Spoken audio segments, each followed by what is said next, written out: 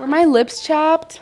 No, but like I feel mine being chapped, so I'm going to go first. Okay. My name is Mikayla Anderson. I work for Revision Marketing Group. I am the account executive and website and graphic designer / project manager, everything else. So I do a little bit of everything, but mostly working on client services every day. So yeah. Jump right on in. What advice would you give to a high school student interested in website development or graphic design?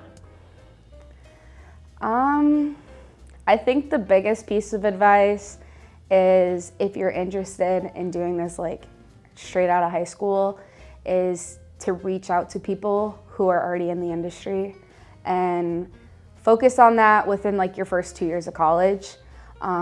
Just because if you do end up changing your mind, you still have time.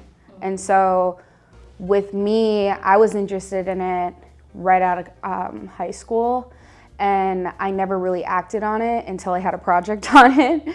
And so it was a lot, and it was a lot of learning, but if I would have decided to pursue it earlier, I feel like I would have been where I am now right out of college. And so definitely pursue earlier than later, and make sure you do that earlier because it's a lot. So yeah. How do you remain hopeful after rejection? For example, a client not wanting to sign on for services that you know they need. So it's really, really tough because a lot of these clients I worked with, you build a relationship with them and you know that your services make them super happy, or you guys could be a really, really good match and you're like really compatible. But it's really tough when you can't work with them, or if it's not in the budget and different things like that. And so the biggest way I remain hopeful after that is just being like a friend to them and being like there for professional advice. So giving them advice that is within their budget. And so whether that be like reaching out to the SBDC centers or different things with like the SBA, that's the biggest piece of advice I give the clients. But depending on like what they're thinking of or what they're wanting to do, freelance is always a good option too. And so as far as like remaining hopeful, like there's always opportunities for them to come back. And so it's not necessarily like burning a bridge. And so that's the biggest thing that you have to remember, because like with clients, there's always an opportunity to still work together. And it might not work now, but it probably will in the future, so. What's it like to create websites for small businesses? Creating websites for small businesses has been something that I never thought I would be able to do. And I primarily did websites for like freelancers and people who had like a very small intake of clients or were doing it like as a side hustle. And so doing it for smaller businesses that kind of have it as like something that's like a big deal to them, rather than just like, oh yeah, you can visit my website, it's like something they're constantly promoting, is really exciting, but it has a lot of pressure on you, just because like a lot of like their information and resources and what they stand by all relies on how like you present it. And so that can be really good or really bad. But at the end of the day, I think when a client comes in and they're like, yeah, I want a website, I don't think they understand like the impact that the website's gonna have on their business. And so seeing that transition is like so cool, because you get to see like them being very hesitant and not knowing a lot about it to them being super eager and seeing how it's going to benefit their business. And it's great. It's awesome. How do you find your creativity when you have so much on your mind or plate?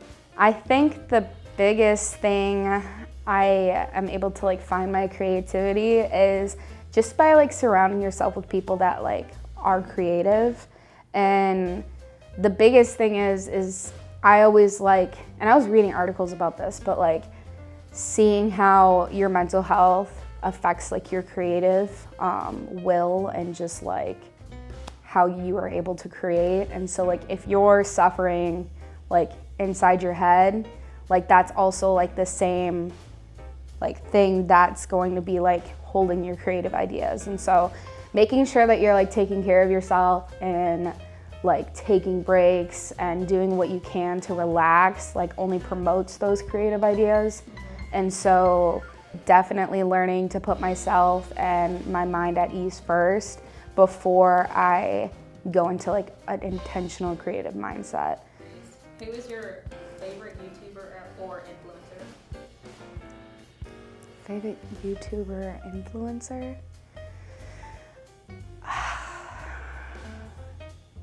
I follow a lot of like just like mental health mindfulness pages, and like there's like a lot of people that I was able to like learn from within like different pieces. And one of the major ones, her name is Jazz, and I told you about her for Voices of Hope.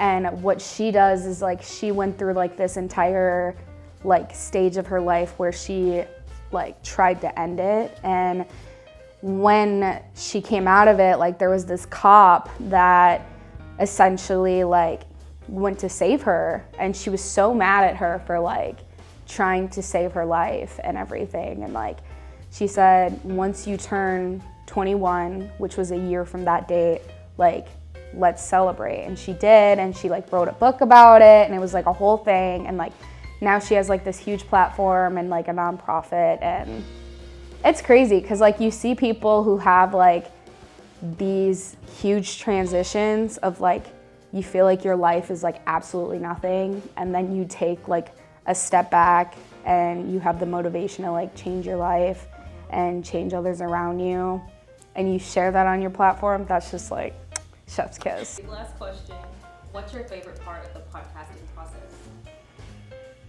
The branding of it, honestly, just because like with season 1, I was all alone in that process, and so it was like, I don't want to say all alone, but it was a lot on myself. And so I like solely created a lot of the graphics and came up with a lot of the branding for young creatives. And having you, Christian, like just to go back and forth on ideas for season 2 like helped so much more, and I think it shows with this season, and it is incredible just because like you can see the improvement from season to season, and we're only on season 2, so you better buckle up. It's insane because to think of the fact that like we're at 600 plus like listeners, and we only started this like 6 months ago. We're taking off. So yeah, that's where I'm at. But I think that's my favorite part. But every part's good. So yeah. She says. Yeah. Well, that was it. Those were your questions. So it wasn't that bad, huh? No, it wasn't. I thought The coffee just made you feel like you're in a drought. probably. That's